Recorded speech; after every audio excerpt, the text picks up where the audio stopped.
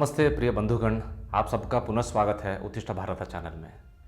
आज आपसे मैं एक प्रश्न पूछना चाहता हूँ। वो ये है कि जब भी किसी अपराधी को दंड देते हैं तो उसके साथ साथ क्या उसके पड़ोसी को भी दंड देना उचित है?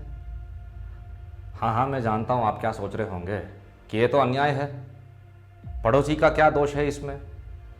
आपकी बात तो सही है, लेकिन क्या करें, हिंदी चलचित्र जगत के प्रख्यात लेखक जावेद अख्तर को ऐसे मूर्खता में तर्क दिखता है। तभी उसने यह कह डाला कि तालिबान के साथ साथ उसने ये कह दिया कि आरएसएस भी एक आतंकवादी संगठन है। जावेद अख्तर जैसे लोग ऐसे विवादास्पद बातें करते क्यों हैं? मुझे इसमें दो कारण लगता है। पहला कारण यह है कि ऐसे उल्टे सीधे बातें करने से ये लोग हमेशा समाचार में रहते हैं और इन जैसे लोगों के लिए हर प्रकार का समाचार का स्वागत करते हैं, चाहे वो नकारात्मक हो या सकारात्मक हो। तो दूसरा कारण मुझे ये लगता है कि यदि इन्होंने ऐसे आतंकवादी संगठनों का सीधा निंदा कर दिया तो उनके समुदाय में बहिष्कार होना तो निश्चित है। लेकिन क्या करें, सीधा सीधा उनका समर्थन करने के लिए संकोच भी तो होता है इन लोगों को, तो इनके लिए एक प्रकार का एक दुविधा हो जाता है ये। तो इसलिए हिंदू संघ और संगठनों का अपमान करना इनके लिए एक तरह का विमा है। देखिए, पूरे विश्व में अनेक प्रकार के आतंकवाद हैं। कुछ संगठन धार्मिक कारणों से यह सब करते हैं, जैसे कि ISIS, LET, SIMI इत्यादि। और कुछ ऐसे संगठन हैं जो अलगवादी होते हैं, जैसे कि आयरिश रिपब्लिकन आर्मी।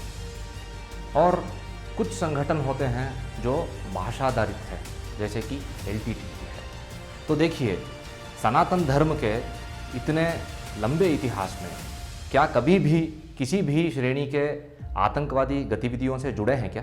बल्कि सदियों से हमने इस्लामिक और क्रिश्चियन आक्रमणों का सहन किया है और हमारे धार्मिक आस्था के कारण इससे बच पाए हम। तो इसका कारण क्या है?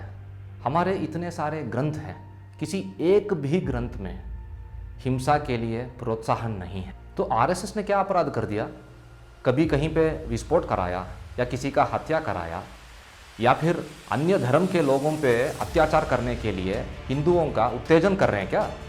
वास्तवता में आरएसएस एक स्वयं प्रेरित संगठन है जो देश की सेवा कर रहे हैं। हर आपातकालीन परिस्थिति में सबका सेवा करते हैं बिना किसी भेदभाव के, चाहे वो भूकंप हो, बाढ़ हो या कोविड जैसी परिस्थिति हो, और बिना किसी शर्त के करते हैं ये सब।